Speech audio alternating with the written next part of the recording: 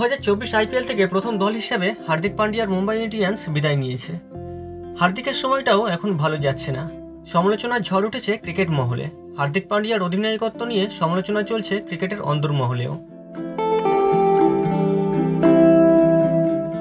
Mumbai Indians অধিনায়কের বর্তমান form ও অধিনায়কত্ব নিয়ে প্রশ্ন তুলেছেন দুই প্রাক্তন ক্রিকেটার এবি ডিভিলিয়ার্স ও কেভিন পিটারসেন। এই পরিস্থিতিতে হার্দিকের পাশে দাঁড়িয়েছেন গৌতম গম্ভীর। দুই ক্রিকেটারকে পাল্টা জবাব দিয়েছেন কেকেআর মিন্টর।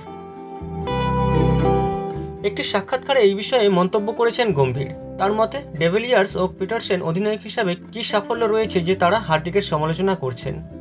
গম্ভীর বলেন, বিশেষজ্ঞরা কি বলল সেটা বড় কথা নয়, এটা তাদের কাজ।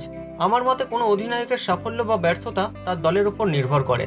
যদি মুম্বাই এবার ভালো খেলতো তাহলে সবাই হার্দিকের নেতৃত্বের প্রশংসা করত। মুম্বাই ভালো খেলতে পারছে না বলে সবাই হার্দিককে নিয়ে প্রশ্ন তুলছে। একটি দল থেকে আরেকটি দলে গিয়ে দায়িত্ব নিয়ে রাতারাত সাফল্য দেওয়া মুশকিল, সে সময় হার্দিককে দিতে হবে। প্রসঙ্গত, ডিভিলিয়ার্স ও পিটারসেন হার্দিকের নেতৃত্ব নিয়ে সবথেকে বেশি সমালোচনা করেছে। প্রশ্ন তুলেছেন গম্ভীর, যারা হার্দিককে নিয়ে সমালোচনা করছে তারা নিজেরা অধিনায়ক হিসাবে কতটা সফল।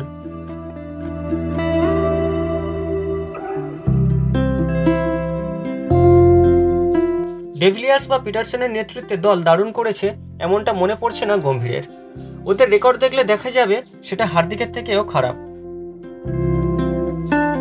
যখন হার্দিক পান্ডিয়াকে নিয়ে চলছে সমালোচনার ঝড়, তখনই তার পাশে দাঁড়িয়েছেন গৌতম গম্ভীর। সঙ্গেই পাশে দাঁড়িয়েছে ভারতীয় ক্রিকেট কন্ট্রোল বোর্ড। আসন্ন টি-20 বিশ্বকাপের দল নির্বাচনী সভা উত্তপ্ত হয়েছিল হার্দিককে নিয়ে। ফর্মে নেই মুম্বাই ইন্ডিয়ান্সের অধিনায়ক তথা অলরাউন্ডার। তাকে দলে রাখতেই চাননি আগরকার সহ একাধিক নির্বাচক।